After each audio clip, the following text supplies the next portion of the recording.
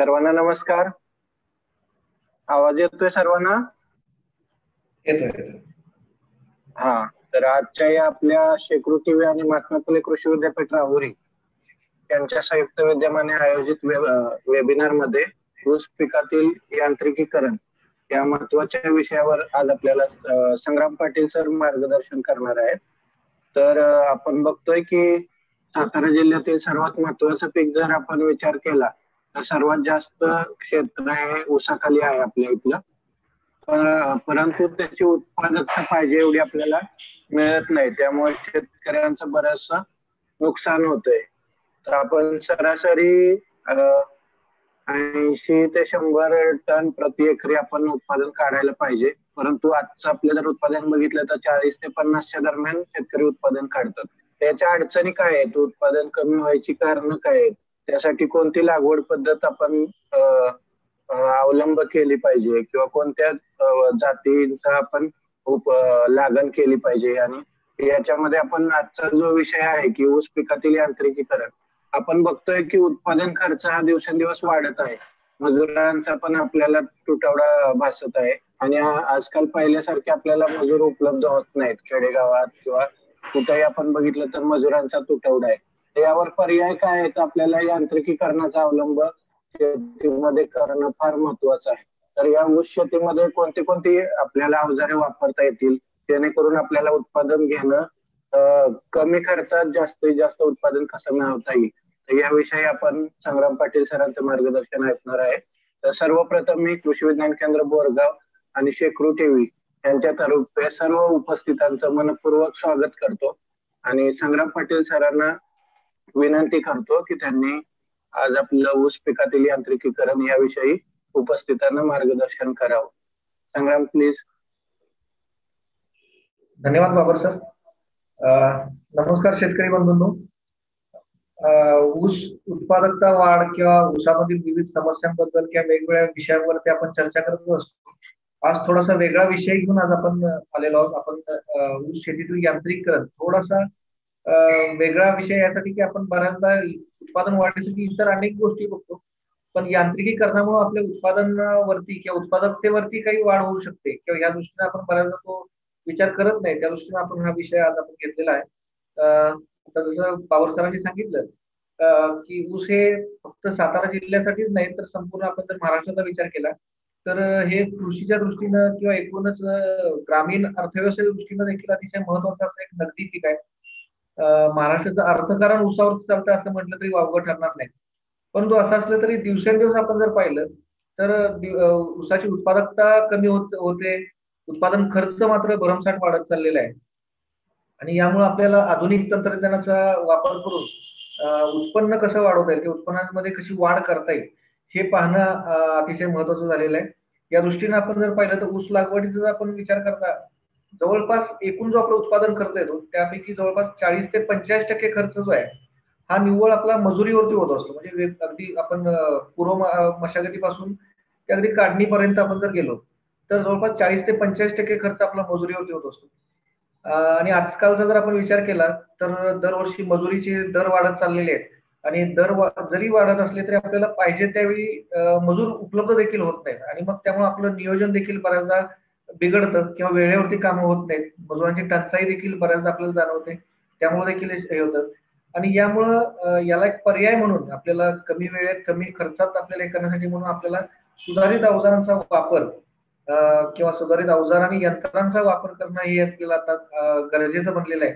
ऊसाचं आपण शाश्वत आपण जे उत्पादन म्हणतो किंवा अधिक उत्पादन घेण्यासाठी अगदी पूर्व मशागत असेल, लागण असेल, आंतर मशागतीचे कामं असतील किंवा ऊस तुटले आपण ज्याला म्हणतो किंवा ऊसाचे कापणी झाल्यानंतर देखील ही जी कामं आहेत किंवा त्याच्यानंतरच्या पुढचं खोडवा व्यवस्थापनासाठी पर्यंतच्या कायद्यामध्ये विविध टप्प्यात आपल्याला विविध अवजार यंत्र आपल्याला वापर करता नवीन नवीन आपल्याला उपलब्ध आहेत आणि त्यांचा योग्य वेळी योग्य पद्धतीने आपण वापर करायला शिकलं पाहिजे किंवा त्याचा आपण माहिती आज आपण त्यासाठी करून घेणार आहोत. ऊस पिकाची ही जी कामं करण्यासाठी आपल्याला जे मजूर लागणार आहेत ते मजूर यामुळे कमी होतीलच, त्यामुळे साहजिकच त्यावरती होणारा खर्च देखील मोठ्या प्रमाणात कमी होणार आहे. आणि आजकाल आपण बघतो की बऱ्याच वेळा आपल्याकडे पूर्वी प्रत्येक शेतकऱ्याकडे बैल असायचे किंवा बैल जोडी असायची पण आजकाल जमिनी लहान होत आहेत, क्षेत्र कमी होत चाललेलं आहे आणि त्या दृष्टीनं बैलजोडी सांभाळणे देखील आपल्याला थोडंसं आता खर्चिक होतंय. त्या दृष्टीने देखील आपल्याला एक याला पर्याय म्हणजे आपल्याला बैलचलित अवजार आपण पाहणारच आहोत, पण त्यासोबत आपण खास जो जोर देणार आहोत तो आपण विशेष करून ट्रॅक्टर चालित अवजारं किंवा छोटे पॉवर टिलर्स आपण ज्याला म्हणतो किंवा पॉवर विडर्स असे काय त्या अवजारांची माहिती घेऊ आणि बैलचलित आपण पाहणारच आहोत. तत्पूर्वी आपण जशी यंत्र किंवा अवजारांची माहिती घेण्यापूर्वी साधारणतः आपलं आत्ताचं एक आपलं उसाचं क्षेत्र किंवा उसाबद्दल आपण एक थोडक्यात दृष्टिक्षेप आपण टाकूया. तो जर आपण पाहिला तर देशाचं आपण जर एकूण उसाखालील क्षेत्राची जर तुलना केली तर जवळपास भारतातील एकूण क्षेत्राच्या 16% उसाखालील क्षेत्र जे आहे ते फक्त महाराष्ट्रात आहे. या 16% क्षेत्रावरती जी काही उसापासून जी साखर निर्मिती होते त्याचं जर आपण ऊस उत्पादन जर आपण बघितलं तर जवळपास आपण 20% म्हणजे भारतातल्या एकूण ऊस उत्पादनापैकी आपण जवळपास 20% ऊसाचं उत्पादन जे आहे हे महाराष्ट्रामध्ये होतं आणि या ऊसाचं आपण गाळप केल्यानंतर जो आपल्याला साखर उतारा आपण हे करत असतो हा साखर उतारा आपल्या राज्याचा जो जवळपास 11-11.5% किंवा त्यापेक्षा देखील आपल्याला थोडासा वाढलेला आता हंगाम जर चांगला असेल हवामान जर चांगलं असेल तर तो त्या दरम्यान आपल्याला गेलेला दिसतो जो आपल्या राष्ट्रीय सरासरीपेक्षा देखील जास्त असतो किंवा पहिल्या 2 ते 3 नंबर क्रमांकामध्ये आपला महाराष्ट्राचा नंबर लागतो साखर उतार्यामध्ये आणि ह्या सगळ्या जर आपण गोष्टी पाहिल्या म्हणजे क्षेत्राची तुलना केली तर त्या तुलनेत आपण उत्पादन जे आहे ते जास्त घेतोच पण उत्पादकता किंवा साखर उतारा जास्त असल्यामुळे आपण साखरेचं निर्मिती देखील जास्त करतो. नेक्स्ट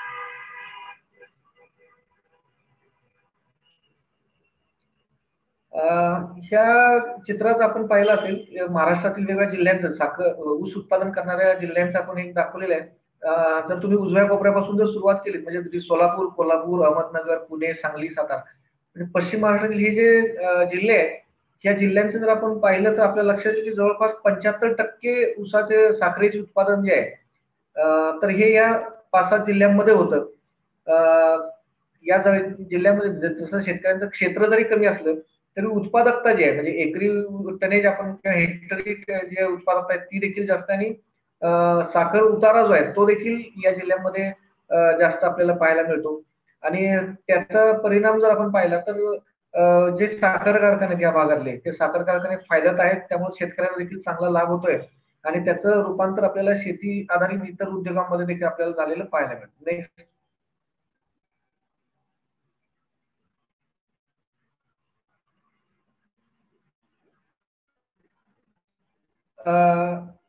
आपण यांत्रिकीकरणाकडे जाण्यापूर्वीच काही मुद्दे आपण ओघवतोय आपण ऊसामध्ये आपण फार न जाता थोडक्यात आपण फक्त काही मुद्दे पाहतोय की उत्पादन जे आपण म्हणतोय की यांत्रिकीकरणाची गरज कशासाठी तर उत्पादन आपलं कमी होतंय खर्च आपला वाढतोय तर हे दोन्ही गोष्टी जे आहेत म्हणजे उत्पादन कमी होणं आणि खर्च वाढणं यासाठी काही मुद्दे आपण जर विचारात घेतले तर हे देखील आपल्याला पुढे नियोजन करताना उपयोगी पडतील. त्यातला पहिला मुद्दा म्हणजे हंगामनिहाय लागवड क्षेत्र किंवा पक्वतेनुसार तोडणीचा अभाव. हंगामनिहाय म्हणजे अडसालीमध्ये किती क्षेत्र असावं, खोडव्यामध्ये किती खाली किती क्षेत्र असावं, पूर्वांगामी किंवा सुरूमध्ये किती क्षेत्र असावं ह्याचं योग्य नियोजन साखर कारखाना स्तरावरती किंवा त्या परिसरामध्ये याच्यानुसार योग्य नियोजन व्हायला पाहिजे. त्यानुसार त्या हंगामानुसार विशिष्ट जे आपण शिफारस केलेली जाती आहेत त्या जातींचं त्या हंगामातच लागवड झाली पाहिजे.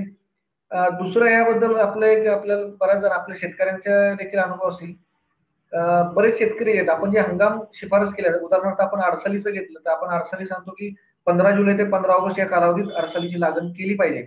परंतु आपल्यापैकी बरेच शेतकरी असे आहेत की अगदी एप्रिल महिना संपला की ऊसाची लागण सुरू होऊन जाते किंवा पूर्वहंगामीची आपण ज्यावेळी थंडीच्या सुरुवातीला किंवा अगदी नोव्हेंबरमध्ये आपण दरम्यान पूर्वहंगामी सांगतो किंवा सुरूची आपण 15 डिसेंबर ते 15 फेब्रुवारीच्या दरम्यान जी सांगतो लागवड करायला यामध्ये देखील पुढं मागं जर आपण हे केलं तर त्यामुळे देखील आपलं उत्पादन घटण्यामध्ये परिणाम होतो कारण पिकाला किंवा साखर उत्पादन साखर उतारा वाढण्यासाठी जे काही शेवटच्या टप्प्यात योग्य वातावरण पाहिजे किंवा सुरुवातीच्या काळात ऊस उगवण चांगली होण्यासाठी जे काही आर्द्रता आणि उबदार वातावरण पाहिजे ते वातावरण मग सुरुवातीच्या काळात किंवा शेवटी पक्वताना मिळालं नाही तर आपलं उत्पादन घटतं. म्हणून हंगामानुसार आणि हंगाम जे आहेत त्यानुसार योग्य वेळेत आपल्याला लागवड करणं गरजेचं आहे. योग्य शुद्ध बियाणं त्यासाठी वापरणं गरजेचं आहे. त्यासाठी त्रिस्तरीय म्हणजे मूलभूत बियाणं पायाभूत बियाणं किंवा आपण ज्याला सर्टिफाईड किंवा ज्याला आपण प्रमाणित बियाणं म्हणतो तर या पद्धतीनं हे देखील आपण कारखाना घटक धरून त्यानुसार जर नियोजन केलं तर तो आपल्याला प्रश्न सोडवता येईल. पाण्याचं अयोग्य नियोजन, ज्याच्यामुळे ऊस पीक मोठ्या प्रमाणात म्हणजे बाहेरच्या ह्याच्यात खूप आपल्याला ऊस शेतकऱ्यांना बदनामी हे करावं लागते की ऊस खूप पीक ऊस शेतकरी जे आहेत ते खूप पाण्याचा वापर करतात. तर योग्य नियोजन जर आपण करायला शिकलो तर आपल्याला आहे या पाण्याच्या म्हणजे जवळपास 30 ते 40% कमी पाण्यामध्ये देखील आपल्याला उत्पादन वाढत करता येईल. त्यासाठी योग्य नियोजन करणं आवश्यक आहे.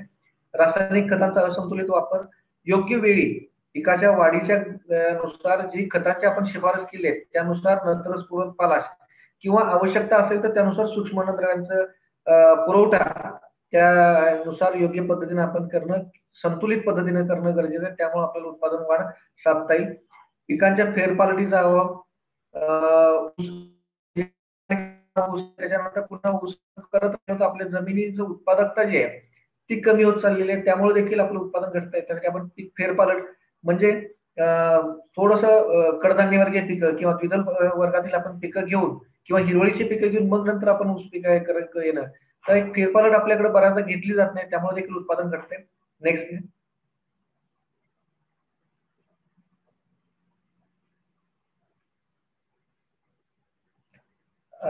अयोग्य आंतरपीक पद्धती म्हणजे आपण ऊसामध्ये ऊसाची स्पर्धा करणारे किंवा ऊसाच्या सारखी पिकं जी आहेत, उदाहरणार्थ मका असेल, गहू असेल, असे जर आपण त्याच्याशी स्पर्धा करणारे किंवा त्याच ह्याच्यात हे करणारे आपण पिकं जर घेतली तर त्याच्यामुळे स्पर्धा तयार होते आणि त्यामुळे उत्पादनावरती परिणाम होतो.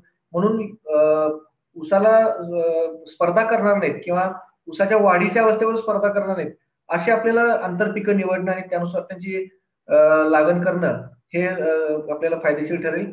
एकात्मिक कीड रोग व्यवस्थापन, योग्य वेळी किडींचा आणि रोग ओळखता आले पाहिजेत आणि त्यानुसार योग्य ते कीटकनाशक किंवा बुरशीनाशक जे असतील ती योग्य प्रमाणात फवारणी केली पाहिजे.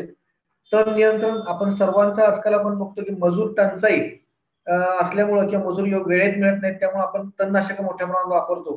पण हे वापरताना देखील ते उगवणपूर्व कधी वापरायची, पश्चात तणनाशक कधी वापरायची त्याचा आपल्याला विचार करून किंवा त्यांनी जी आपल्याला विद्यापीठाची शिफारस केलेली तणनाशक आहेत तीच तणनाशक योग्य प्रमाणात आपण वापरली पाहिजेत. खोडवा पिकाचं आपण म्हणजे आपण बऱ्याचदा आता ऐकतो असतो की उत्पादन खूप जास्त आलं किंवा एखाद्या शेतकऱ्याने विक्रमी उत्पादन घेतलं, आपल्यालाही बऱ्याचदा आपण तशी इच्छा असते, पण ते करत असताना म्हणजे नुसतं मुख्य किंवा लागणीच्या पिकाचं नाही तर खोडव्याचं देखील आपण व्यवस्थापन चांगल्या पद्धतीने केलं पाहिजे. त्यानुसार पहिलं पीक ऊस तुटून केल्यानंतर लागणीचा ऊस तुटल्यानंतर खोडव्यासाठी देखील तेवढ्याच तयारीने आपण योग्य पद्धतीने नियोजन केलं तर त्यामुळे देखील आपल्याला खोडव्याचं कमी खर्चात आपल्याला उत्पादन चांगल्या पद्धतीने घेता येईल. आणि आत्ताच आपण जे बघणार आहोत सुधारित शेती अवजारांचा कमी प्रमाणात वापर हे देखील एक उत्पादन घटण्याचं कारण आहे. किंवा यावरचे जर आपण काही मुद्दे बघितले असतील खोडव्यामध्ये असेल किंवा तण नियंत्रणामध्ये असेल किंवा आंतरमशागतीमधली इतर जे आपण कामं करतो ह्या बरेचशी कामं जी आहेत किंवा पाण्याचं नियोजन किंवा पाण्यामध्ये आपण देत असताना सुद्धा मशागत चांगली झालेली असेल, आंतरमशागत जर व्यवस्थित होत असेल तर हे बरेचसे मुद्दे देखील आपल्याला त्यामध्ये यांत्रिकीकरणामुळे देखील आपल्याला सोडवता येतात. आणि शेवटचा मुद्दा जो आहे तो म्हणजे आकस्मिक किंवा ऐन ह्याच्यात नैसर्गिक काही आपत्ती वगैरे येतात, खूप जास्त पाऊस, अवेळी पाऊस किंवा अचानक पाण्याचा ताण पडणे किंवा काही कारणाने उष्णता खूप जास्त प्रमाणात वाढली, वादळ वगैरे आपलं जे उष्ण वादळ वाहतं, अशा काही याच्यामुळे किंवा अचानक काही किडी रोगांचा प्रादुर्भाव वाढतो, अशा काही नैसर्गिक याच्यामुळे देखील नुकसान होतं. तो जर आपण नियंत्रण आणलं तर आपल्याला निश्चितपणे उत्पादन आपल्याला वाढत करणं शक्य होईल. नेक्स्ट. हे करत असताना आपण यांत्रिकरण हे करत असताना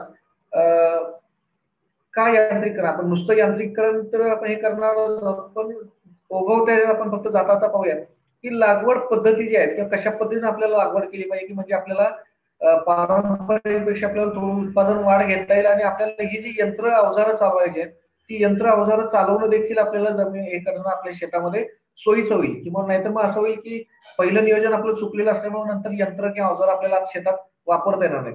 त्यासाठी शक्यतो आपण हे घेत असताना सरीतलं अंतर, आता बऱ्याचदा जे शेतकरी आता जागरूक झाल्यामुळे या गोष्टी आता हे होत नाही, शेतकरी स्वतःहून आता अंतर वाढवत आहेत.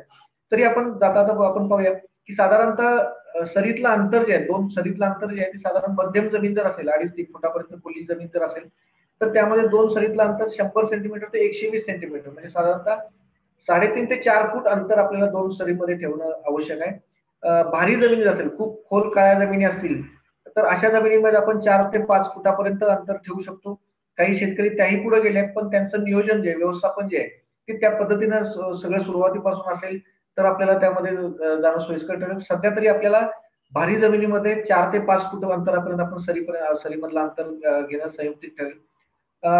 लावण पद्धतीने आपण दुसरं एक पद्धत जे बघतो म्हणजे पट्टा पद्धत.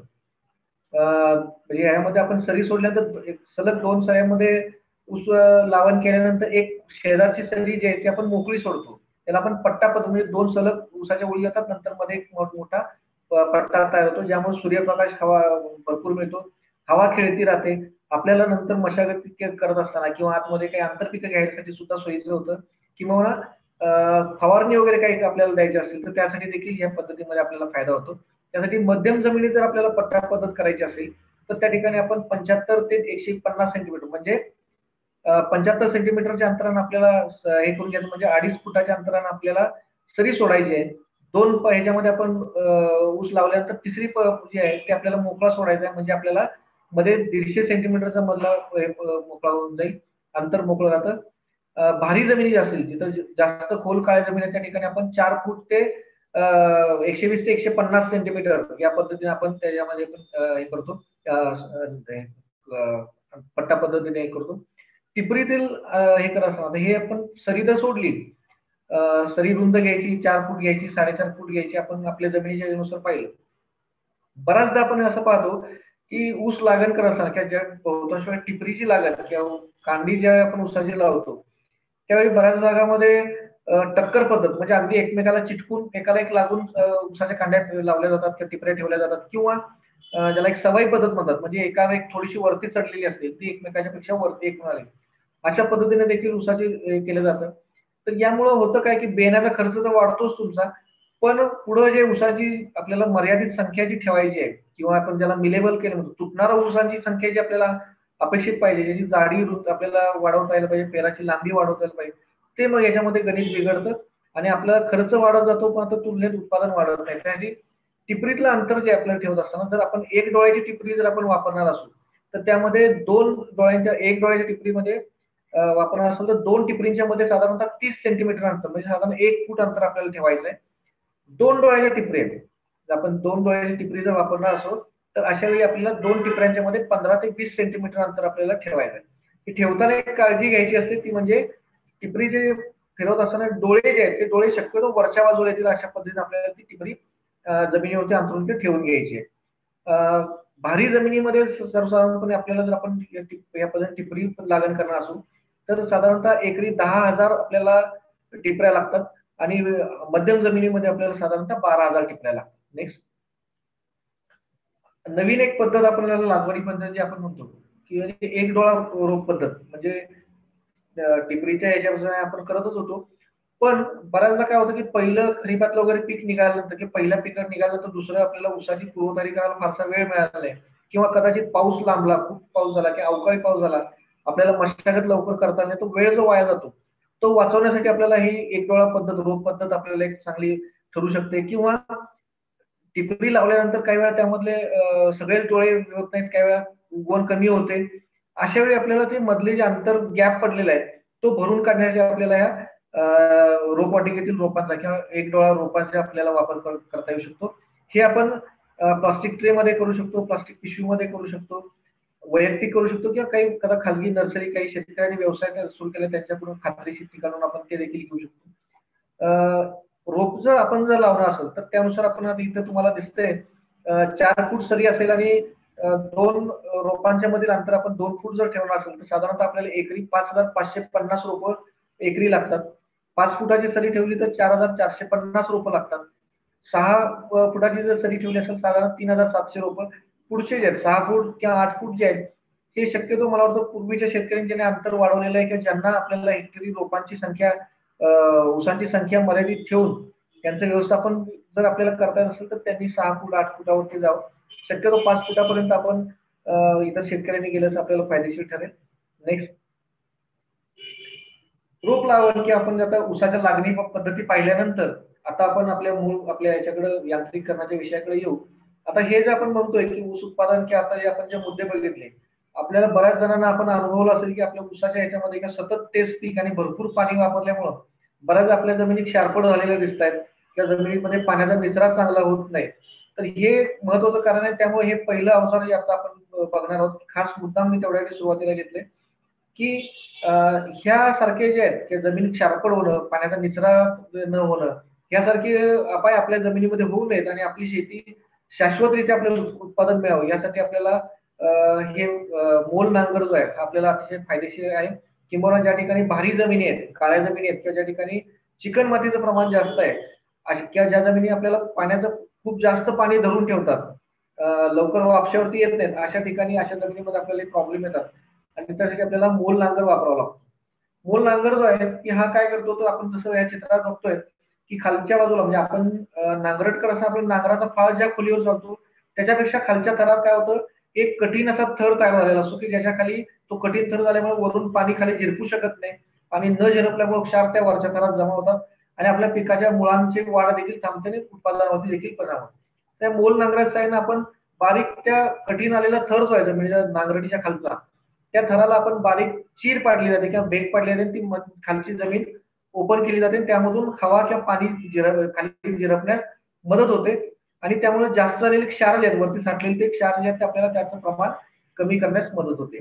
साधारणतः मोल नांगर आपल्याला चालवतं नाव जे आहे मोल नांगर म्हणजे काय, तर या नांगराच्या मागच्या बाजूला एक गोळीसारखी किंवा एखादं दंडगोलाकार असं एक पाईप सारखं हे दिलेलं असतं साखळीनं जोडलेलं. हा नांगर पुढे उडत गेल्यानंतर मागच्या बाजूला एक बोगद्यासारखं एक बोगदा तयार होतो जमिनीमध्ये साधारणतः 2-3 इंच 2 इंच रुंदीचा की त्याच्यामुळे व्यासाचा की त्याच्यामुळं आतमधले जे काही तुमचं पाणी झिरपणार आहे त्या आतमधल्या त्या बोगद्यातून तुमचं पाणी जे ते शेतातून एका बाजूला आपल्याला बाहेर काढणं शक्य होईल. तर यामुळे आपल्याला जास्त क्षार काढणं शक्य होतं. तसंच पुढचं एक अवजार असतं, हे झालं मोल नांगराचं. नेक्स्ट असंच दुसरं अवजार असतं, त्याला आपण म्हणतो सब सॉइलर म्हणून ओळखलं जातं. सब सॉइलर बस बहुतांशी मोल नांगरासारखंच, फक्त याला मागं जे आपण जसं म्हटलं की मोल नांगर चालवल्यानंतर मागं त्याला एक बुलेट दिलेली असते की जे मागं त्याला ते बोगदा तयार करण्याचं काम करतं.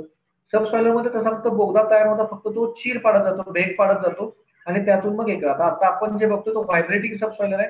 म्हणजे याला आपण हे करत असताना थोडंसं व्हायब्रेशन किंवा काही त्याला कंपन निर्माण केले जातात आणि ज्यामुळं आतमधला जो कठीण थर आहे म्हणजे खालच्या थरातील जो कठीण आलेला मातीचा थर आहे त्या मातीच्या थराला चीर जाण्याचं किंवा भेगा पडण्याचं काम देखील होतं. त्यामुळे जास्तीत जास्त पाणी झिरपण्यास खाली मदत होते. हे साधारणतः चालवण्यासाठी 25 ते 50 हॉर्स पॉवर कमीत कमी या अश्वशक्तीचा ट्रॅक्टर असणं गरजेचं असतं. या 3 ते 4 मीटर अंतरानं आपण जर या शेतामध्ये उतारायला आपण जर याच्या नांगर चालवून घेतला तर त्या दृष्टीने आपल्याला कडेला त्यातले जास्त क्षार जे आहेत ते किंवा ते पाणी आपल्याला बाहेर काढणं सोयीचं होतं. नेक्स्ट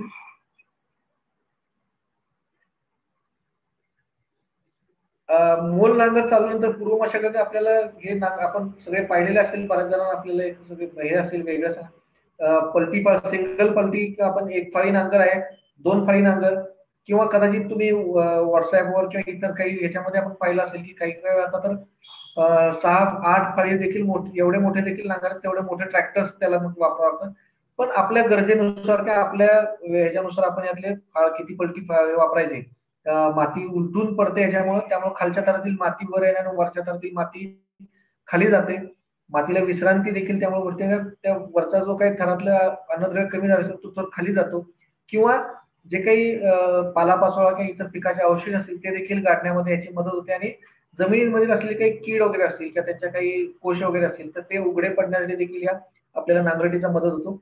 नांगरट करत असताना शक्यतो ऊसामध्ये नांगरट करत असताना ज्या शेतकऱ्यांना आपलं उत्पादन वाढवण्याचा आपण हे करत असतो त्यावेळी नांगरट करताना आपण काळजीपूर्वक म्हणजे उभी आडवी नांगरट होणं गरजेचं आहे. परत आपण एका ह्यानं नांगरट करून एकाच दिशेनं नांगरट करतो तर त्यावेळी आपल्याला ती गोष्ट लक्षात घ्या की नांगरट करताना आपण उभी आडवी नांगरट करणं अगदीच अरुंद पट्टा असेल तर मग आपल्याला त्या ह्याच्यानुसार हे करायचं. एकदा ह्या बाजूने केलं पुढच्या वर्षी उलट्या बाजूनं नांगरट केली आपण हे करून ती हे करणं गरजेचं आहे. खालच्या बाजूला एक वेगळा नांगर पद्धत दाखवलेला आहे. नांगर तुम्हाला तो कदाचित पेन असेल दिसत नसला तरी आपण त्याला तव्याचा नांगर डिस्क फ्लो म्हणतो आपण.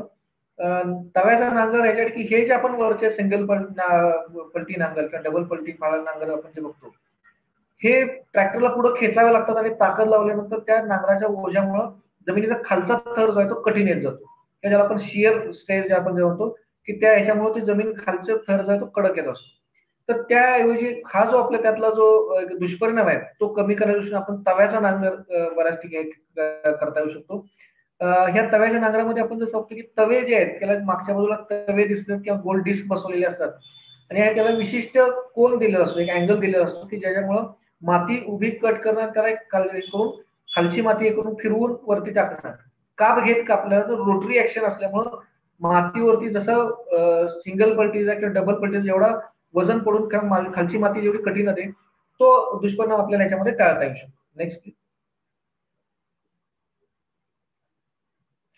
आता हा एक पलटी नांगरामधला थोडासा आधुनिक प्रकार आपण म्हणून हायड्रॉलिक पलटी नांगर. आपल्यापैकी जे शेतकरी स्वतः ट्रॅक्टर चालवत असताना किंवा एकतर असताना त्यांच्या लक्षात आलं असेल की ट्रॅक्टर चालवताना खाली वगैरे आला तर बऱ्याचदा त्याची खोली कमी जास्त होते किंवा वरती उचलला जातो फळावर. तर ह्या पलटी पाळणार किंवा पलटी फिरवत असताना आपण ज्यावेळी ट्रॅक्टर गेल्या तर शेवटच्या टोकाला गेला तर आपण वळवून आणतो आणि पलटी आपल्याला दुसरं ब्लेड ज्यावेळी लावायचं असतं त्यावेळी तो बऱ्याचदा अडकतो किंवा मध्ये होत नाही, मग त्यावेळी आपला वेळ वाया जातो. त्या हायड्रॉलिक पलटीमध्ये फायदा आपल्याला जायचा आहे की एकसारख्या खोलीवरती एकसारख्या दाबाने आपल्याला ट्रॅक्टर नांगर जो आपल्याला चालवला येतो आणि वेळ वळत असताना किंवा ट्रॅक्टरचा फाळ बदलताना आपल्याला जो काही वेळ जातो तो आपल्याला ह्याच्यामध्ये वाचवता येतो. ह्याच्यामध्ये हा जो नांगर आहे आपण साधारण 40 ते 45 व्यक्तीच्या ट्रॅक्टरच्या साहाय्याने आपण हा निश्चितपणे आपल्याला चालवता येऊ शकतो आणि चांगल्या रीतीने चांगले आपल्याला नांगरट या पद्धतीने करता येईल. Next please.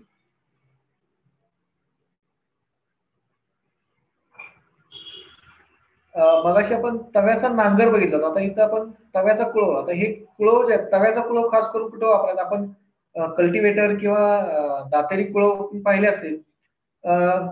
हे जे तव्याचे कुळव आहेत की ज्या ठिकाणी भात शेती केली जाते ते भात निघाल्यानंतर आपल्याला ऊस लावायचा आहे किंवा पूर्वी एखादं पीक होतं त्याचं दसकट अवशेष शिल्लक आहेत आणि आपल्याला हे करायचं असेल तर अशा वेळी आपल्याला या तव्याच्या कुळवाचा वापर खूप चांगल्या पद्धतीने करता येतो की याच्यामुळे ज्या जमिनीला भेगा पडल्यात, बारीक भेगा पडल्यात, पाणी साठलेलं होतं आणि आता भेगाळलेली जमीन आहे किंवा वरचा मातीचा थर आहे तो कडक आलेला आहे, तर अशा ह्याच्यामध्ये आपल्याला ह्या तव्याच्या नांगराच्या साहाय्यानं जमिनीवरती फार वजन न टाकता त्या जमिनीचं काम घेऊन आपल्या किंवा रोटरी पद्धतीने त्याची मशागत करणं हे आपल्याला शक्य होतं.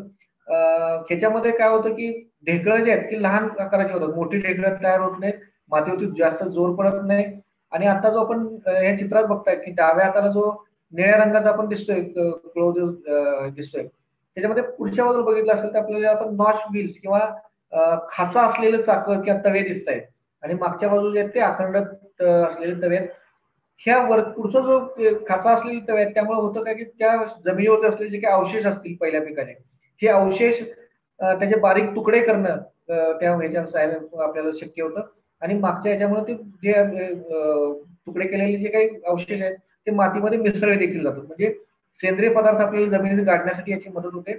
याशिवाय या कुळवामध्ये आपण जो बघतोय निळ्या कुळवामध्ये आपण पाहिलं आपण ऑफसेट पद्धतीनं त्याची आपण रचना केली आहे, म्हणजे उभ्या एका पुढच्या पात्यांचं पुढच्या तव्यांचं आणि मागच्या याचा जर आपण अँगल बघितला तर एकमेकाच्या विरुद्ध दिशेने आपल्याला ते छेदणाऱ्या दिशेने असतात की ज्यामुळे एकसारख्या पद्धतीनं किंवा मधला कुठला भाग सुटत नाही त्याच्यामध्ये आणि एकसारखी आपल्याला कुळवणी चांगल्या पद्धतीने चांगली पूर्व मशागत आपल्याला याच्या सहाय्याने करता येते. Next please.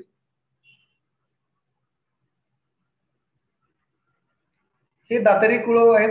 ह्याच्यामध्ये स्प्रिंग ज्याला आपण स्प्रिंग लोडेड आणि आपल्याला फिक्स दाताचा की आपण ज्याला रिजिड दाताचा आपण कुळव म्हणूया, ज्या ठिकाणी झाडाची किंवा कुठल्या याची मुळं वगैरे येत असतील किंवा दगड वगैरे खालच्या ह्याच्यात मोठे निघत असतील तर अशा वेळी काय होतं की बऱ्याचदा तो अडकला जातो किंवा त्याचे दात जे आहेत खालचे ते मोडतात, टाइम्स मोडण्याची शक्यता असते. अशा वेळी आपल्याला हे स्प्रिंग लोडेड कुळव जे आहेत ते आपल्याला त्या ठिकाणी वापरता शकतो. Next please. दुसरा असतो हेवी ड्युटी किंवा ह्याच्यामध्ये आपल्याला रिजिड टिलर, हेवी ड्युटी आपण टिलर जे असतो आता हा 9 टिल किंवा 9 दात्याचा कुळव दिसतोय. ह्याच्यामध्ये आपण पाहिलं तर पुढच्या बाजूचे जे दात हे दिसतात फन दिसत आहेत ते त्याला आपण सी टाईप किंवा सरळ ह्याचे आपण पाते आहेत आणि मागच्या बाजूला जे आपण पाहिलं तर त्याला आपण जे टाइम्स ज्या दिले आहेत ते थोडेसे भर लावण्याच्या दृष्टीने आपण निघून दिलं म्हणजे माती चांगल्या रीतीने हलवली जाते. हे देखील आपल्याला मगाशी आपण जसं तव्याच्या कुळवाच्या ह्याच्यामध्ये बघितलं तसं भात शेतीमध्ये वगैरे असेल किंवा पहिलं एखादं आपल्याला जास्त पाणी साठलेलं शेत असेल तर त्यानंतर आपल्याला आता जर शेती हे करत असताना आपल्याला ह्या कल्टिवेटरचा किंवा ह्या कुळवाचा आपल्याला उपयोग चांगल्या पद्धतीने होऊ शकतो. त्या मागचे जे आपण हे बघतो त्याच्यानुसार त्याचे साईजेस आपल्याला जे आहेत ते वेगवेगळे आपण कमी जास्त रुंदीचे आपण घेऊ शकतो आणि त्यानुसार मशागतीसाठी वापरू शकतो. Next please.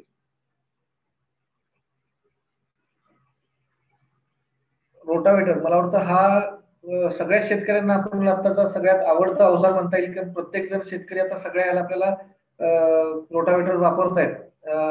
रोटावेटर्स वापरत असताना याचा फायदा काय रोटावेटरचा असतो, तर यामध्ये जसं आपण तव्याच्या पूर्वामध्ये बघितलं की रोटरी पद्धतीने चक्राकार पद्धतीनं तो काम करतो. तसं रोटावेटर देखील हा एक जमिनीला समांतर अक्षावरती किंवा क्षितिजावरती आपण काय केलंय त्या पाते बसवले असतात. मग त्यामध्ये आपल्या गरजेनुसार सी टाईप, एल टाईप, जे टाईप वेगवेगळ्या जे पाते आहेत ते पाते आपण बसवून आपल्या गरजेनुसार तिथं आपण काम करत असतो. ट्रॅक्टरच्या पीटीओच्या साहाय्याने आपण किंवा प्रोपेलर शाफ्टच्या साहाय्याने आपण हे कल्टिवेटर चालवत असतो. वेगवेगळ्या याच्यामध्ये खूप चांगल्या पद्धतीने मशागत होते. काप घेत असल्यामुळे किंवा चक्राकार पद्धतीने जमिनीवरती काप घेत असल्यामुळे जमीन कठीण येण्याचं प्रमाण याच्यामध्ये कमी होतं, किंवा वरती जमिनीवरती काही पिकाचे अवशेष असतील किंवा काही पालापाचोळा पडलेला असेल किंवा आपण शेणखत वगैरे विस्कटले असेल ते मातीमध्ये मिसळण्यासाठी देखील चांगल्या पद्धतीने होतं. आणि चक्राकार पद्धती फिरत असल्यामुळे याच्यामध्ये ढेकळं तयार होण्याचं प्रमाण जे आहे ते कमी राहतं. एकसारखे येणे आपल्याला मशागत चांगल्या रीतीने करता येऊ शकते. रोटावेटर चालवताना फक्त एक काळजी घेतली पाहिजे की जमिनीत योग्य ओलावा असताना रोटावेटर चालवणं अतिशय गरजेचं आहे. नाहीतर मग बऱ्याचदा तो ओल जर हे असेल तर त्यामुळं जास्त ओल असेल तर तो रोटावेटर मध्ये माती चिखल अडकून बसतो, किंवा मगाशी आपण म्हटलं की त्याचे ढेकळं तयार होत नाहीत. पण ओल जर जास्त असेल तर अशा वेळी मात्र मोठे ढेकळं जे आहेत ते त्या प्रमाणात त्याचं प्रमाण कट होण्यात होतं, किंवा क्लेई सॉइल आपण ज्याला म्हणतो किंवा चिकन मातीचं प्रमाण जर असेल तर त्या प्रकारच्या मातीमध्ये मात्र ही जमीन कडक येण्याचं प्रमाण याच्यामध्ये होऊ शकतं. म्हणून योग्य वापसा असताना आपल्याला रोटावेटर आपल्या शेतामध्ये चालवणं आवश्यक आहे. Next please.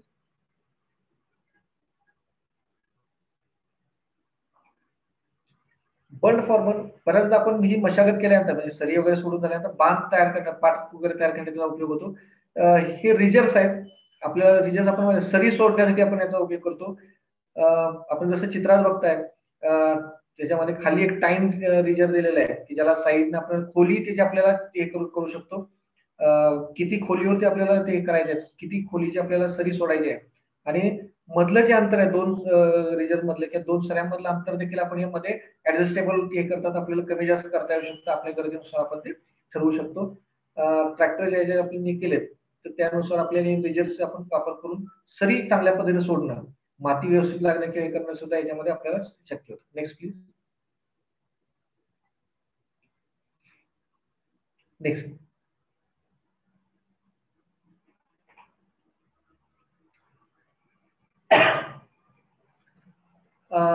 मशागत झाल्यानंतर बऱ्याचदा आपण जसं आता बघा हे केलं होतं की रोटावेटर आपण मोठ्या प्रमाणात वापरतोय किंवा नांगरण वगैरे झाल्यानंतर की आपण कुळवणी केली असेल आणि रिजर्वचा वगैरे आपल्याला हे करायचं नसेल तर हे अतिशय बहुमोल असं एक किंवा बहुगुणीय अवजार महात्मा फुले कृषी विद्यापीठानं आपण हे केलेलं दिसतंय. ह्या अवजाराचं आपण पाहिलं तर जवळपास 6 प्रकारची कामं आपल्याला एकाच वेळी उचलावी लागतात. म्हणजे सरी याच्यामध्ये सोडली जाते, सरी तयार करण्याला ज्याचे रिजर्व दिलेला आहे. ऊसाचं आपण हे केलं या चित्रामध्ये आपण जर पाहिलं तर यामध्ये असेल की मध्ये जे निळेकून दिसतात त्यामध्ये ऊस ठेवण्यासाठी आपल्याला हे दिलेलं असतं. ऊसाच्या इकडून त्याच्या मागच्या बाजूला ट्रॅक्टर ड्रायव्हर जे बसतो त्याला पाठ करून 2 मजूर त्याच्यावर बसून त्याच्यावरती फक्त ऊस आपण सोडत राहतो. आतमध्ये कटर दिले असतात की जे ऊसाच्या याच्या योग्य अंतरावरती कांड्या करतात.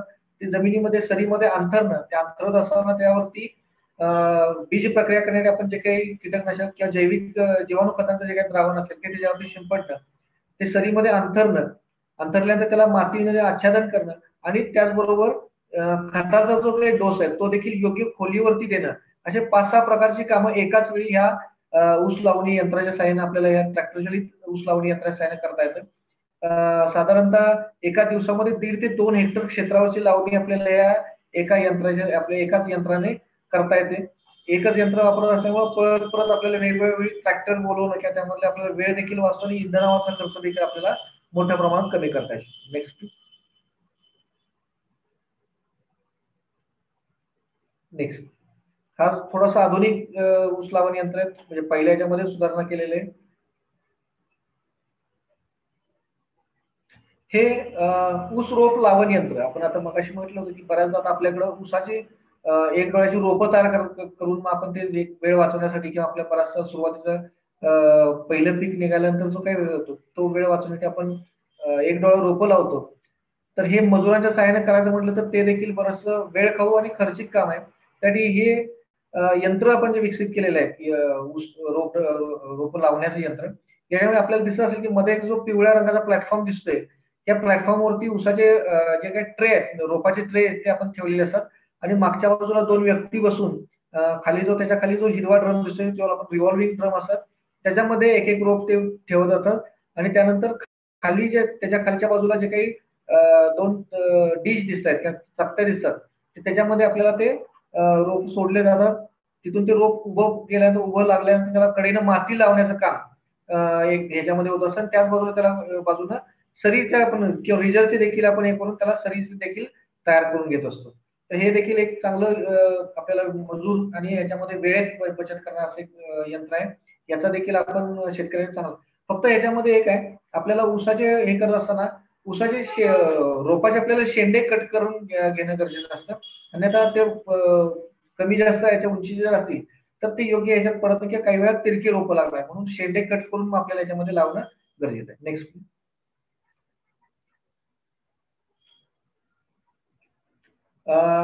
हे महात्मा फुले कृषी विद्यापीठ राहुरी यांच्या डॉक्टर अण्णासाहेब शिंदे अभियांत्रिकी कृषी अभियांत्रिकी महाविद्यालयामध्ये विकसित झालेलं आंतरमशागत यंत्र आहे.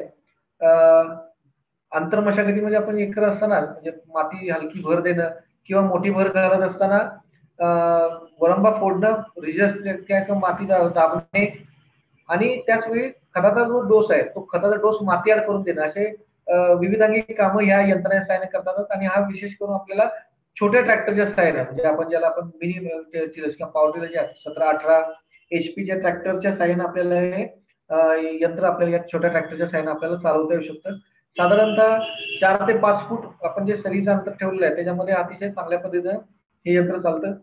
एका दिवसामध्ये साधारणतः 2.5 हेक्टर पर्यंत, म्हणजे 2.81 हेक्टर क्षेत्रापर्यंत आपल्या एका दिवसामध्ये याच्या सहाय्याने आपल्याला करता येऊ शकतो. Next please. हे आपल्याला ऊस आंतरमशागत यंत्राच्या सहाय्याने भर दिल्यानंतर क्षेत्र कसं दिसते ते आपण दाखवलेलं आहे. नेक्स्ट.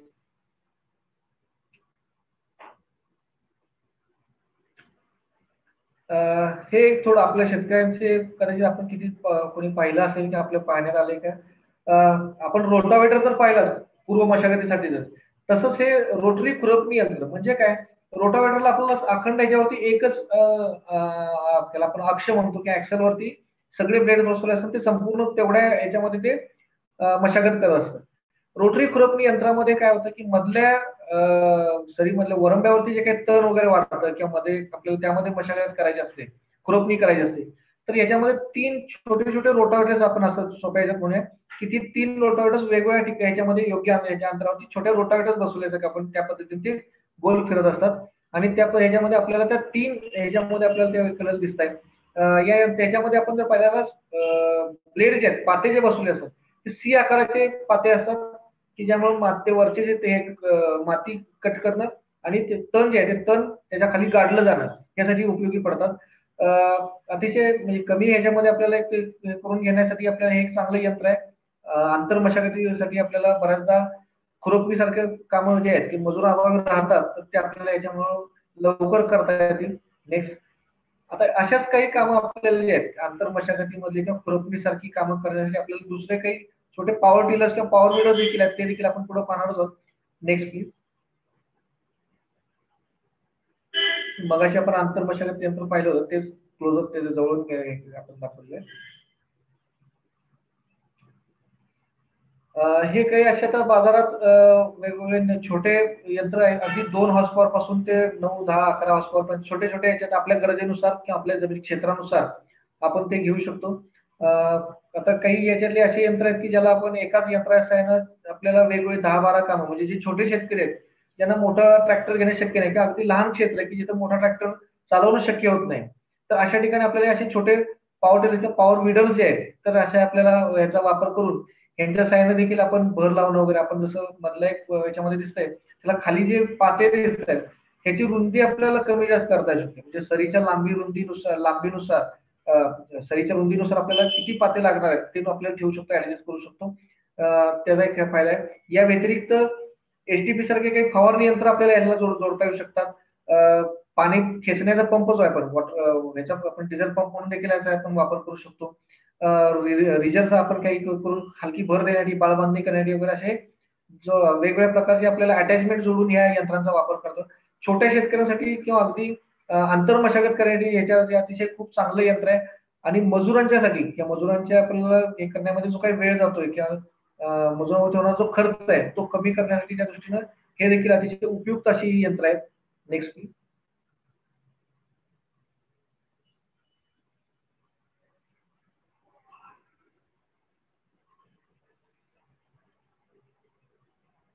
आता जे आपण हे पाहिले ते सगळे सेल्फ प्रोपेल किंवा ट्रॅक्टर चलित अशी असलेली किंवा ट्रॅक्टरच्या सहाय्याने चालणारे आपण पाहिले.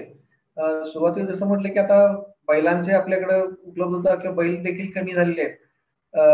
तर अशा ह्याच्यात देखील पण काही आपल्याला आंतरमशागती कामं करताना बैलांच्या सहाय्याने काही शेतकरी करत असतील तर त्यासाठी ही काही बैलचलित अवजार आहेत. यामध्ये पहिले जे आपण बघतोय की हे आंतरमशागत आणि खत पेरणी यंत्र किंवा आपण बऱ्याचदा याला 3 पहारीचं अवजार म्हणून देखील आपण ओळखतो की आपण त्याला सेपरेट नुसतं 3 पहारीचं हे म्हणून देखील असतं. याला त्याच अवजारामध्ये आपण थोडी सुधारणा करून वरती एक पेटी बसवली ज्यामध्ये आपण रासायनिक खत त्यामध्ये साठवतो आणि मशागत करताना म्हणजे ऊस भरणी वगैरे करत असताना भर देत असताना आपल्याला त्या सोबत मातीआड आपल्याला खतं देखील देता येतात. ह्यामध्ये आपल्याला म्हणजे योग्य खोलीवरती देणं, बाळबांधणी जी आहे ती आपण साधारणतः 2 महिन्याच्या दरम्यान ज्यावेळी करतो त्यावेळी 3 पहारीपैकी मधली जी एक पहार आहे ती आपल्याला काढून म्हणजे फक्त म्हणजे मध्ये रोप राहिलेले दोन्ही बाजूनं हलकी मातीची त्याला आपल्याला भर देता येईल अशा पद्धतीने देखील किंवा तण वगैरे असेल तर तण काढण्यासाठी देखील याचा उपयोग होतो. आणि मोठ्या ज्यावेळी आपण भर घालतो मोठी बांधणीच्या वेळी मधला जो वरंबा आहे तो वरंबा फोडण्यासाठी किंवा कठीण आलेला वरंबा फोडण्यासाठी याचा आपल्याला उपयोग होतो. तर अशा पद्धतीने हे देखील एक बैलचलित आपल्याला आंतरमशागत आणि खत पेरणी यंत्र आहे. एका बैलजोडी साहाय्याने आपण एका दिवसामध्ये 1.5 ते 2 हेक्टर क्षेत्रावरती मशागत या यंत्राच्या साहाय्याने करता येऊ शकते. Next please. ही बैलचलित यंत्रामध्ये पहिला आपण ज्याला कृषीराज कुळव आहे ह्याला जे आपण खालच्या बाजूला जो टाइम दिलेला आहे पसरडे ह्याच्यामध्ये देखील 3 फण येतात याला. बाळबांधणीच्या वेळी जर आपण तो मधला काढून आपल्याला फक्त हलकी भर रोपाच्या बाजूने भर देणं किंवा जे काही तण वगैरे वाढले असेल ते करण्यासाठी आपल्याला वापर होतो. आणि मोठी भर ज्यावेळी करायची असेल तर त्यावेळी आपल्याला 3 फण लावून आपल्याला हे करता येईल. किंवा ते झाल्यानंतर किंवा मधला जो आपण वरंबा फोडण्यासाठी आपल्याला हे 3 पहारीचा अवजार आपण हे करतो आणि तो सपाट करण्यासाठी आपल्याला सायन कुळ वरच्या याच्या चित्रात दिलेला आपण दिसतोय उजव्या बाजूच्या वरच्या आपल्याला तो सायन कुळ आपल्याला हे मधला हे करण्याला वरंबा फोडल्यानंतर तो माती सपाट करण्यासाठी हे करण्यासाठी आपल्याला उपयोग होतो. एक पॉवर टिलरचा देखील आपण वापर भर देण्यासाठी फक्त ह्या पॉवर टिलर जे या पद्धतीचा आपल्याला तो उलट चालवता यावा लागतो म्हणजे ती माती दोन्ही बाजूला उलट्या दिशेने फेकली जाते म्हणजे उसाला आपल्याला भर देण्याची याची मदत होते. Next please. आंतरमशागत झाल्यानंतर आता ही काही आधुनिक यंत्र जे आहेत की आता आपण बघतो की बऱ्याचदा आपल्याकडे ऊस पक्व झालेला असतो पण आपल्याला मजूर किंवा तोड करण्यासाठी आपल्याला मजूर उपलब्ध होत नाही त्याचे वेळ लागतो आणि बऱ्याचदा त्यामध्ये खूप नुकसान होतं की बऱ्याच आपल्याला पाणी पाजण्यासाठी किंवा ऊसाचं वजन घटायला लागतं. तर त्यासाठी आपल्याला हे स्वयंचलित ऊस काढणी यंत्र हे एक शेतकऱ्यांना अतिशय फायदेशीर असं यंत्र आहे. याच्यामध्ये पुढच्या बाजूला जे आहेत की लिफ्टर्स असतात की ज्याच्या साहाय्याने काही आडवे पडलेले किंवा खाली लोळलेले वगैरे उचलले ते उचलण्याचं काम केलं जातं. उचलल्यानंतर तो मागा त्याला कटर्स असतात म्हणजे ऊस कट केला जातो. त्यानंतर त्याचं वरचा जे काही पाला आहे तो पाला कट केला जातो. वरच्या बाजूचा वाढा जे आहे ते कट करून ते तुकडे करून कन्व्हेयरच्या साहाय्याने तो त्याच्या या यंत्राच्या सोबत ऊस काढणी यंत्राच्या बाजूला आपल्याला ट्रॅक्टर ट्रेलर मध्ये आपल्याला ते तुटलेला ऊस त्यामध्ये अनलोड देखील केला जातो. अशा बहुपद्धती याच्या बहुविध पद्धतीने काम करण्याचं हे ऊस काढणी यंत्र आहे. कमी वेळामध्ये किंवा चांगल्या पद्धतीने आपल्याला याच्यामध्ये ऊसाची आपल्याला काढणी याच्यामुळे करता येऊ शकते. Next please.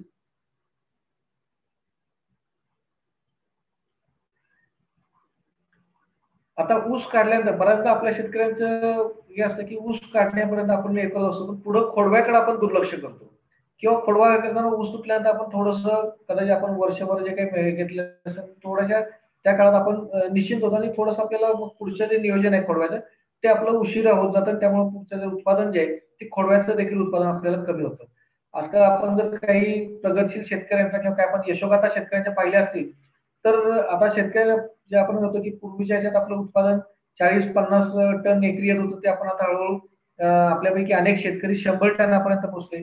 काही आपल्यातले आपले काही शेतकरी आहेत शेतकरी बंधू आहेत की जे अगदी आता 150 टनापर्यंत विक्रमी उत्पादनापर्यंत गेलेले आहेत, एकरी 150 टनापर्यंत गेले.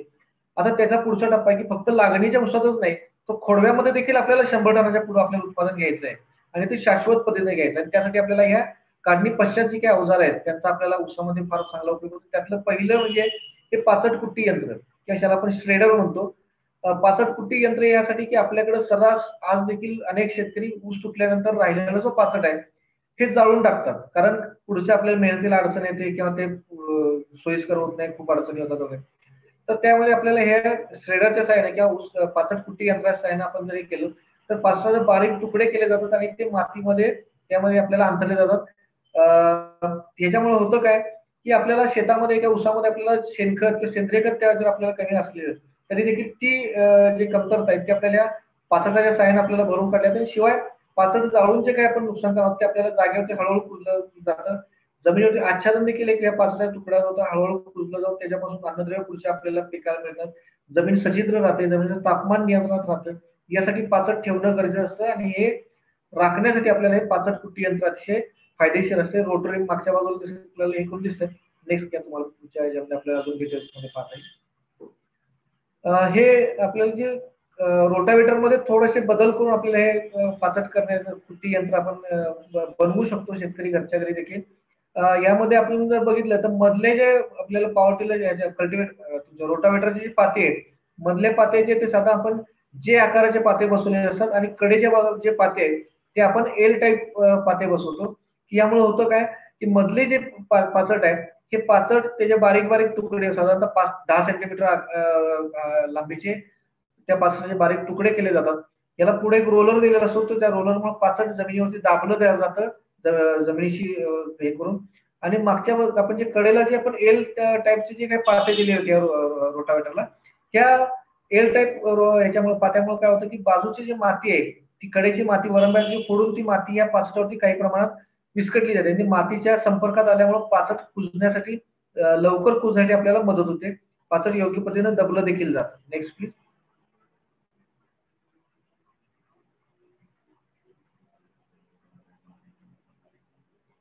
ह्या चित्रामध्ये तुम्हाला मध्ये दिसत असेल आपल्या शाफ्टच्या खाली शाफ्टच्या खाली एक रोलर दिसतोय.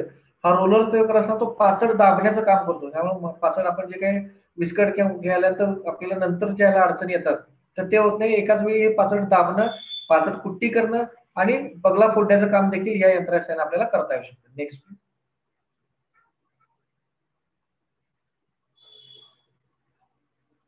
हे खोडवा व्यवस्थापन अवजार. आता अवजार आपण जसं मगाशी पाचट कुट्टी तर ह्याच्यामध्ये होतेच, पण याशिवाय ऊस तुटल्यानंतर लावणीचा ऊस तुटल्यानंतर आपण जो सगळ्या शेतकऱ्यांना आपण शिफारस करत असतो की वरती जे बुडके राहिलेले आहेत ते बुडके जमिनीलगत छाटणं गरजेचं असतं आणि हे छाटल्यानंतर त्याच्यावरती लगेच बुरशीनाशकाची फवारणी करणं आणि लगेच ते खोडव्यासाठीचा पहिला आपण जे खोडवा व्यवस्थापनामध्ये सांगतो की नत्र स्फुरद पाशी अन्नद्रव्याचा जो डोस आहे तो आपल्या 2 टप्प्यात पहिला ऊस तुटल्यापासून 15 दिवसाच्या अंतराने दुसरा साधारणतः 125 ते 130 दिवसानं दुसरा डोस आपण हे करतो. हा पहिला डोस हा आपल्याला ह्याच्यामध्ये एकाच वेळी देणं म्हणजे वरचे बुडके छाटणं किंवा खोडवा तासून घेणं, खते देणं आणि बगला फोडणं. तर ह्या सगळ्या पद्धतीची कामं ही सगळी कामं एकाच वेळी आपल्याला ह्या खोडवा व्यवस्थापन अवजाराच्या साहाय्याने करता येतात. साधारणतः 45 हॉर्स पॉवरचं ट्रॅक्टर साहाय्याने आपल्याला यंत्र चालवता येतं आणि जवळपास 1.5 हेक्टर क्षेत्र आपल्याला एका दिवसामध्ये या यंत्राच्या साहाय्याने आपल्याला एक क्षेत्र खोडवा व्यवस्थापन करता येऊ शकतं.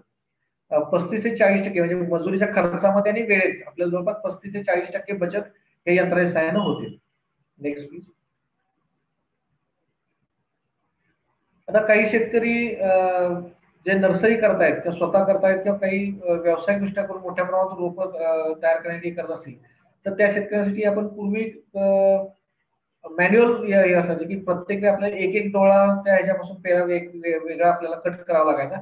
आता हे विद्युत चलित फुले ऊस पेरे तोडणी यंत्र महात्मा फुले कृषी विद्यापीठाने विकसित केलेलं आहे. त्याला दोन्ही बाजून आपल्याला ऊसाचे आपल्याला एक कट केले जातात. रोप कट करणं साधारणतः 40 ते 7 म्हणजे 4 ते 7 सेंटीमीटर लांबीचे आपल्याला बेने मधला डोळा आपल्याला कट मिळतो.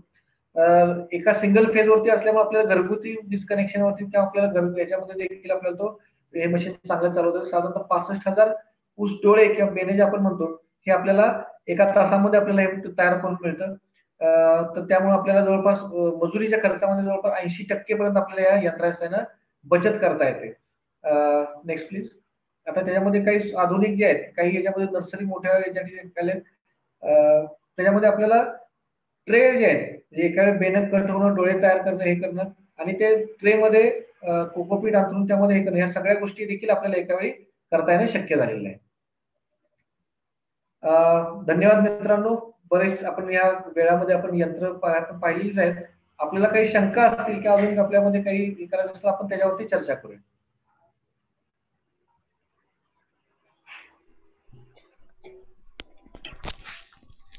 कोणाच्या शंका आहेत का काही? मी सर्व उपस्थितांना विनंती करतो की आपल्याला या ऊस शेतीतील यांत्रिकीकरण याविषयी जर काही शंका असतील तर आपण संग्राम पाटील सरांशी संवाद साधू शकता. तरी आपण कृपया आपल्या काही शंका असतील तर विचारा. आपल्याला अनम्यूट करण्यात येईल किंवा आपण स्वतः अनम्यूट करा आणि शंका विचारा.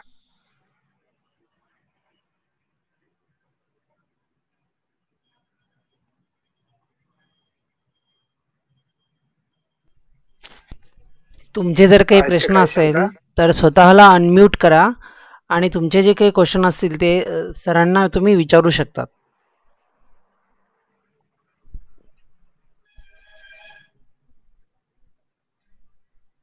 समाधान. सर नमस्ते.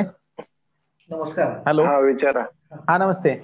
त्याला आपल्याला यांत्रिकीकरणामध्ये एक हे कटर म्हणजे मॅन्युअल ऑपरेटेड बी बुडके छटायचं ते विळा आहे ना आपल्याकडे अजून तो ह्याच्यामध्ये? हो, तो देखील आहे. एक आपल्याला म्हणजे वाकून बऱ्याचदा काय होतं की बुडके छाटताना वाकून काम करायचं म्हटलं की मजूर कंटाळा करतात. तर त्याला तसा देखील आपण एक कोयता आपण म्हणूया बुडके छाटण्याचा कोयता देखील तयार केला. खाली त्याला एक दांडा आहे आणि त्याला खालच्या बाजूला एल आकारामध्ये आपण ब्लेड बसवले की जे आपल्याला वरच्यावर आपल्याला आणि चालवण्यावरती त्याला कुठला अपाय पण होणार नाही, अपघात होणार नाही अशा पद्धतीने तो देखील आपल्याला वापरता येतो. पण तो मॅन्युअल एकच करून घेतात. आणि सर दुसरं मला काय म्हणायचं,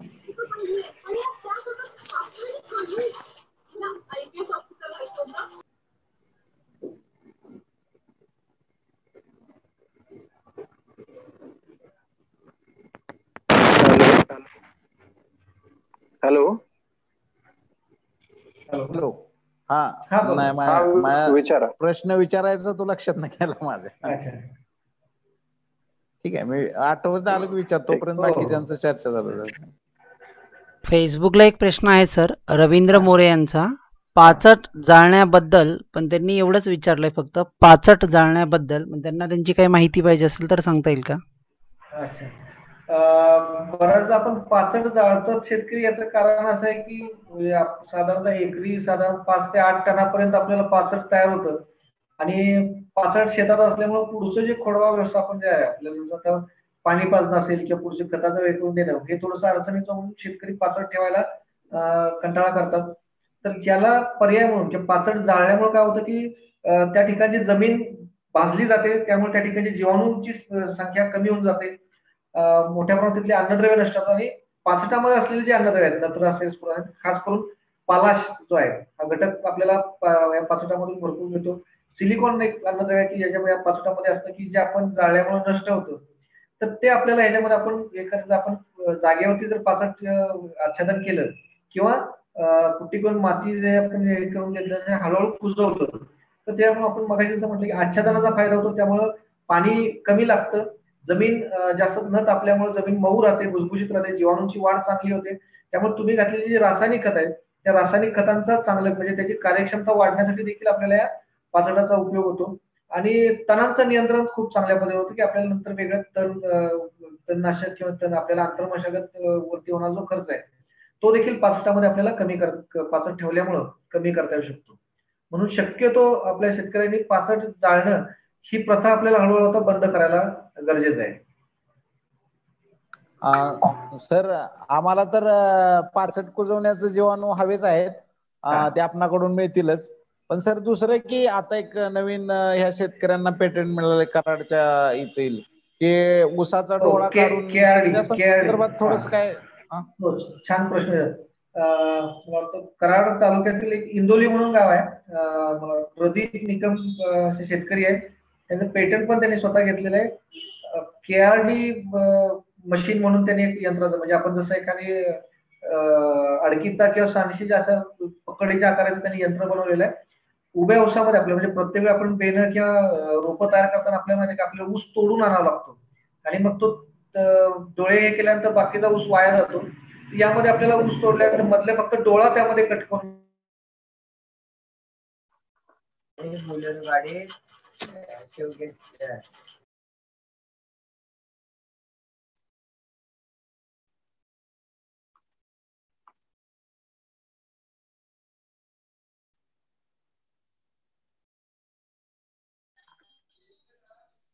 आवाज नाही येत सर, आवाज. हॅलो. एक 2 मिनिटं काहीतरी बहुतेक हा ठीक झाले आहे. Meeting. Okay okay. Patil sir तुमचा आवाज येत नाही.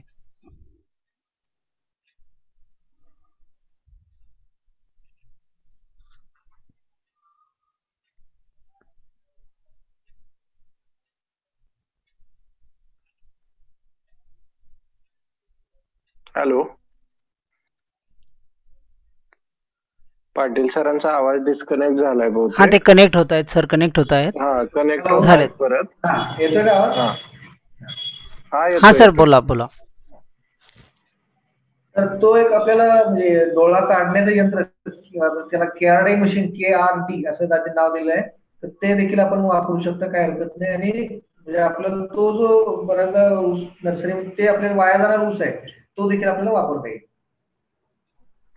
Hello sir. अजून काही प्रश्न आहे? हॅलो सर, हा आवाज येतो ना? सुनील सर म्हणून ऐकून. हो येतो. सुनील सर विचारा बोलताय की प्रश्न. मी विचारू? कोण विचारू? मी विचारू का सुनील सर विचारतायत? सुनील सर विचारतायत ना. Hello Sunil sir. बरं असू द्या सर. सुनील सर येस तोपर्यंत तुम्ही माझा एक विचारा. प्रश्न आहे. हा सर, विचारा. काय होतंय आता एक डोळा पद्धतीने लागण बऱ्यापैकी चालू झाली आणि आपला तो एक डोळा काढण्याचा अडकित्ता किंवा ही मशीन आहे, तर आणि दुसरा आपण जी कोयत्यानं एक डोळा करतोय, तर काय होतंय एक डोळा पद्धतीच्या मशीननं काढताना दोन्ही डोळ्याच्या बाजूला दोन्ही समान अंतर राहते आणि त्याच्यामुळं अन्न पदार्थ सप्लायचा समजा काय ही होतंय. तर आपली जी पद्धत आहे की एक डोळा कोयत्यानं काढून मग ते कांड कुठल्या बाजूला किती राहावं असं, म्हणजे त्याबाबत जरा थोडंसं मार्गदर्शन झालं तर बरं होईल. आपण ज्यावेळी लक्षात डोळा आला? कट करतो, हो आलं. एक डोळा पद्धत आपण ज्यावेळी करतो तर त्यावेळी वरच्या बाजूचा जो भाग आहे, म्हणजे आपण 1/3 भाग वरती राहील आणि 2/3 भाग पेराच्या खालच्या बाजूला राहील. 2/3 भाग पेराच्या खालच्या बाजूला व्हायला पाहिजे, जेणेकरून जो त्यावेळी आपण डोळा अंकुरण होईल किंवा ज्यावेळी सुरुवातीला रोप वाढणार आहे तर त्या सुरुवातीच्या काळात कांड्यात साठवलेली साखर जे आहे, अन्नद्रव्य जे आहेत, त्या अन्नद्रव्याचं रूपांतर म्हणजे साखरेचं रूपांतर होऊन त्याच्यावरती ते रोप वाढणार असतं. त्यासाठी आपल्याला जो खालच्या 2/3 भागातलं जे अन्नद्रव्य आहे ते खालच्या ह्याच्यातलं आपल्याला त्या पिकाला वाढायला मदत होते. म्हणून कट करताना देखील वरच्या बाजूला 1/3 राहिले, खालच्या बाजूला 2/3 राहिले, अशा पद्धतीनं आपण जर कट करून त्याचे जर ऊस बेणं किंवा कांडी आपण बाजू कट केली तर ते आपल्याला उगवण क्षमता देखील त्यामध्ये आपल्याला जास्त प्रमाणात झाली किंवा रोपांची संख्या देखील आपल्याला चांगली त्यामध्ये मिळते. ठीक आहे. आणखी सुनील कोण आहेत, तुमचा आहे का काही प्रश्न? सर एक विचारायचं होतं. हॅलो, कुणाचा काय प्रश्न? हा हा हा बोला बोला सर. हा. आता सर अलीकडे काय म्हणतो सर, आता उसाना तुरीचं प्रमाण सर गेल्या वर्षी या वर्षी बी सर जरा जास्तच व्हायला लागले. त्यासाठी आपल्याला सर काय म्हणजे करता येईल का, समजा न येण्यासाठी किंवा काय हवामानावर अवलंबून आहे? उसाला तुरा येणं जे आहे एक तर महत्वाचं कारण असतं की हवामान जसं आहे की एक महत्वाचा घटक आहे. त्याला पोषक वातावरण आणि म्हणजे आर्द्र वातावरण जर जास्त काळ राहिलं, थंडी कमी असेल तर त्यामुळे देखील हे होतं. दुसरं कारण असतं जे आपण नत्राचं प्रमाण जर जास्त असेल किंवा जास्त प्रमाण झालं असेल तर खतांचं अन्नद्रव्याचं असंतुलन झालं तर त्यामध्ये देखील तुऱ्याचं प्रमाण जे आहे ते जास्त प्रमाणात येतं. शक्यतो आपल्या ह्याच्यात ज्या ठिकाणी निचरा चांगला आहे, आजूबाजूला हवा खेळती राहते, आर्द्रता नसेल, आताच्या ज्यावेळी ऊस पक्वताला येताना त्याला थंड वातावरण जर मिळालं असेल तर त्या ठिकाणी हे ऊसाच्या तुऱ्याचं येण्याचं प्रमाण जे आहे ते कमी होतं. आणि काही जाती जे आहेत, काही विशिष्ट जाती जे आहेत त्याला ह्या ठराविक वातावरणात लवकर तुरे येतात. पण अशा ह्याच्यामध्ये आपल्याला असं आढळलंय की जसं आपण म्हटलं की तुरा आल्यानंतर लगेच वजन कमी होतं असं नाही. त्यांच्यामध्ये हळूहळू वजन घटण्याचं प्रमाण जे वेग आहे तो कमी असतो. त्यामुळे लगेच आपण घाबरून जाण्याचं काही कारण नाही.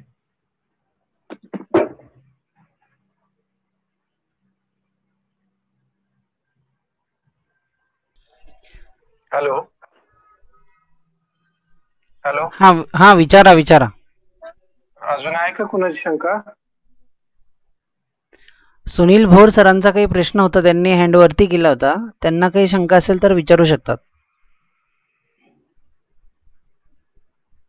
नाही बोलत आहेत. ठीक आहे. जर कुणाच्या काही शंका नसतील तर आजच्या या ऊस शेतीतील यांत्रिकरण याविषयी संग्राम पाटील सरांनी जे आपल्याला मार्गदर्शन केलं त्याबद्दल मी संग्राम पाटील सरांचं, तसाच आपण सर्वजण या मीटिंग मध्ये ऑनलाईन उपस्थित झालात आणि आपल्या काही शंका असतील तर त्याही समाधान करून घेतलं. त्याबद्दल आपल्या सर्वांचं आणि सर्वात महत्वाचा घटक आपल्या या वेबिनार साठी शेक्रू टीव्ही ज्यांनी आपल्याला हे ऑनलाईन समाज माध्यम उपलब्ध करून दिलं आणि आम्हाला शेतकऱ्यांशी हितगुज करण्याचं जी संधी दिली त्याबद्दल कृषी विज्ञान केंद्र बोरगाव तर्फे मी शेक्रू टीव्ही, त्यांची सर्व टीम, आनंद सर असतील किंवा आदित्य सर असतील त्यांचं आणि आपल्या सर्वांचं पुन्हा एकदा या वेबिनार मध्ये सहभागी झाल्याबद्दल कृषी विज्ञान केंद्राच्या तर्फे धन्यवाद देतो.